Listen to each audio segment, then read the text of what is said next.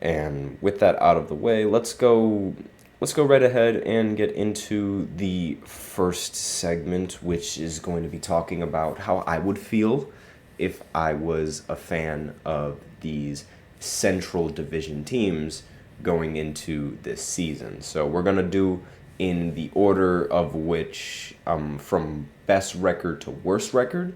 So each team that ended with the best record in the regular season is going to be the team that I talk about first, and so on and so forth. It doesn't matter which round these teams have exited, because every single one of these teams exited in a completely different round than the other. So the first team that I'm going to talk about is the Milwaukee Bucks. They were the best team in the Central Division. They had one of the best players in the NBA in Giannis Antetokounmpo. He was top 4 in the MVP voting. I believe he was only behind SGA, Luka Doncic, and Nikola Jokic. And he is also one of the only players to average the numbers that he's averaged in that season. I believe the numbers that he averaged in that season was close to around 30 points per game, around, and as well as 60+% shooting from the field. And those numbers are just so good and so rare that we don't really see many players average those kinds of numbers in a single season. I mean, 30 points per game is difficult enough, but on 61% shooting from the field, that's ridiculous. And what's even more ridiculous is the fact that this team ended up losing in the first round. They ended up losing in the first round mainly because of Giannis and Damian Lillard getting injured in the postseason. Giannis got injured like 3 games before the postseason actually started, and then Damian Lillard got injured in the postseason. But they ended up winning a game without them, like without either of them, which is really surprising. But this season also, Dame and Giannis ended up making the All-Star team.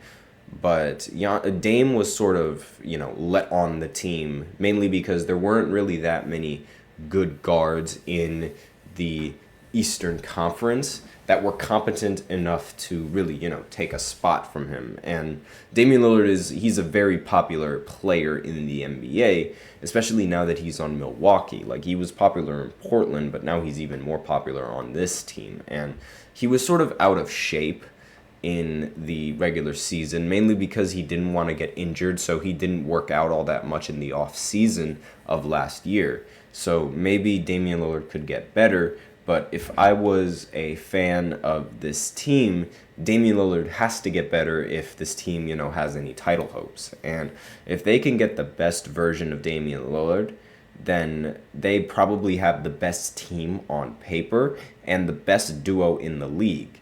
And that's enough to contend with the Boston Celtics, in my opinion, if you have a team like that. And with somebody as dominant as Giannis is, him and Dame are going to have to perform if they want to match up against, the Pacers, which was a team that they really struggled against in the regular season. And if they want to match up against the Cavs, if they want to match up against the Heat, if they want to match up against the Celtics, who are the main team to beat in the Eastern Conference. And speaking of the Cavs, they're another team in the Central Division. They ended up taking the 4th seed of the Eastern Conference, ended up beating the Orlando Magic in a 7-game series, and they lost in the second round to the Boston Celtics in 5 games. And really, the biggest question I have for the Cavs is, not really a big question, but one of the things that I'd be excited for if I was a Cavs fan would be the fact that Donovan Mitchell is returning for another few seasons. And rumors were everywhere around Donovan Mitchell getting traded and Darius Garland getting traded as well. And the threat that the Cavs would have to restart completely. But now that, Donovan Mitchell is here to stay, they don't have to make that many changes to their roster, but they do have to produce now.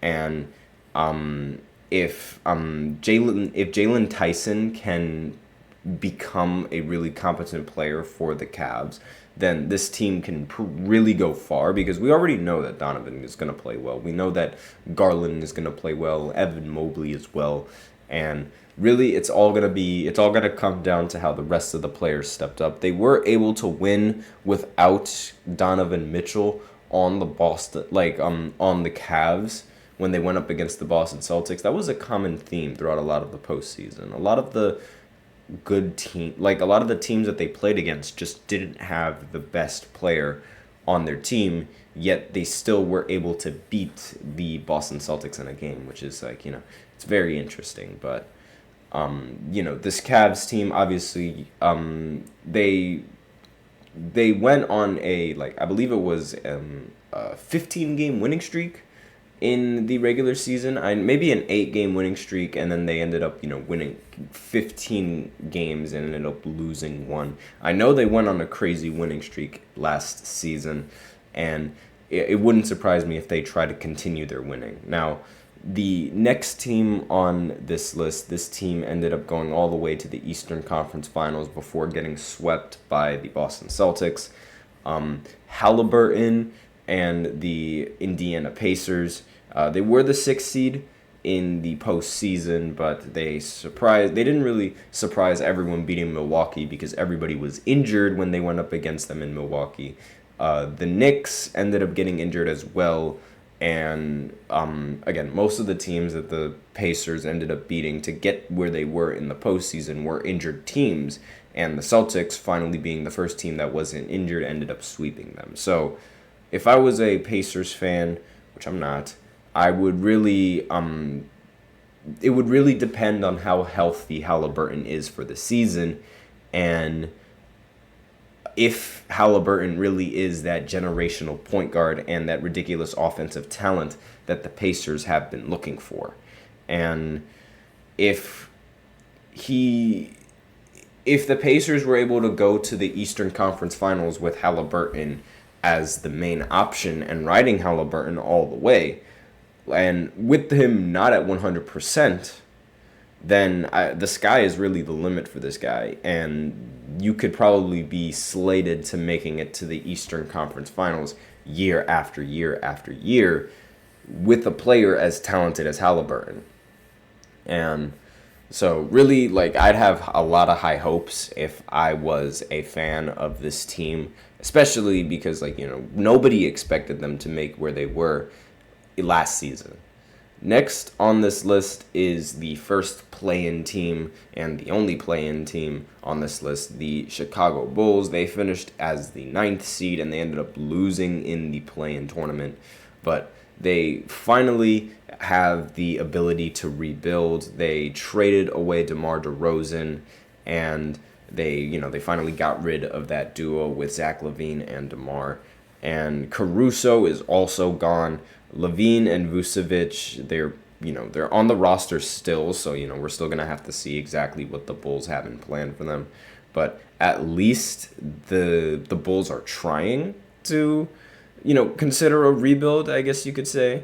And they have Matas Buzelis for the future, and they could also drop below the play-in and actually start rebuilding, which is something that I really think that the Chicago Bulls should consider. They've never been able to have a solid rebuild, because every single year they're trying to make a team for Zach LaVine, and every single year that team ends up being worse than you can possibly imagine. So now that they finally have a nice rebuild going, I think they should continue to get as worse as they possibly can. I know that's not really a lot of people wouldn't like the losing attitude of constantly, losing every single game just to gain better picks in the draft. But sometimes you have to do that if you want your team to, just get better. Excuse me. And it's not something that people want to do. Obviously, the players aren't going to be fans of losing, but if that's what it takes to draft good players, then that's what it takes. Excuse me.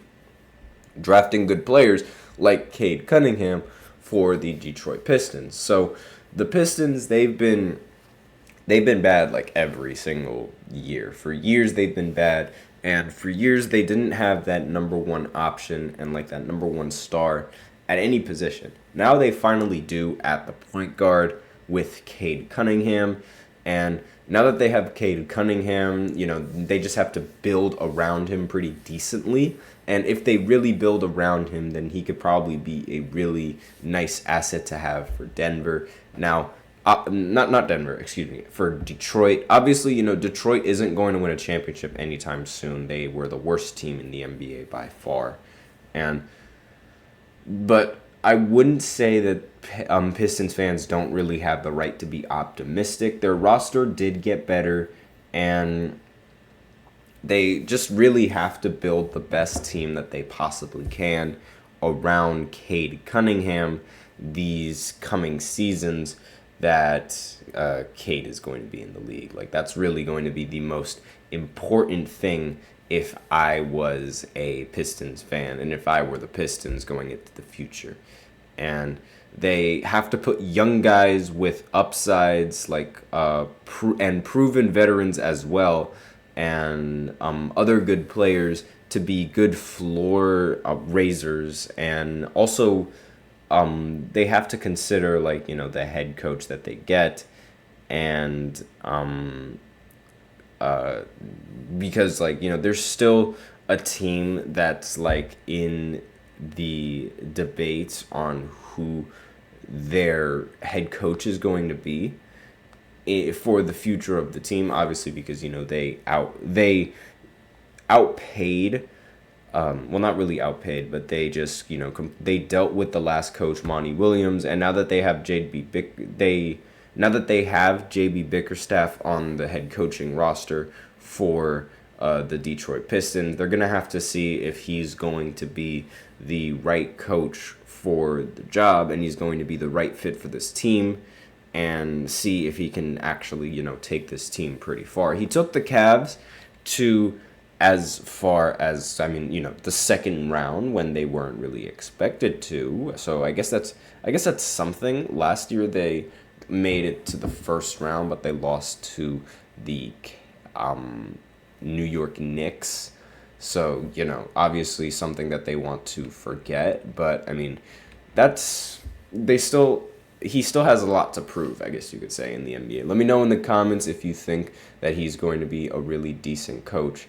But with that out of the way, we are out of time for this first segment. So now I will go ahead and go into a break where I go into the next segment where I talk about some of the top teams in the NBA and what exactly would be stopping them from winning a championship next season. So I'll be right back after this short break, so be sure to stay tuned. I feel like I'm losing my mind. Is everybody in the world blind? Please, Lord, give me a sign, a sign. I feel like I'm losing my mind. Is everybody in the world blind? Please, Lord, give me a sign, a sign. I wanna be the greatest. Everybody on the fake shit. I look around and feel like everybody is the fakest. I make this every day and I'm impatient, hoping one day I blow up from the basement. Statement, the top is so vacant. I don't hear shit that I think is amazing. Waiting for my day when I'm playing sold out shows for 1,000 faces. Hey, give me that crown, get in my way and to be put down. It ain't your place, all this my town. If I want that shit, then I'll get it right now. I'm losing it, the noose it fits. I'm losing shit, a stupid myth. You choose to live or choose to dip. You choose to fight or lose your grip and lose a gift. Oh. I feel like I'm losing my mind. Is everybody in the world blind? Please, Lord, give me a sign, a sign. I feel like I'm losing my mind. Is everybody in the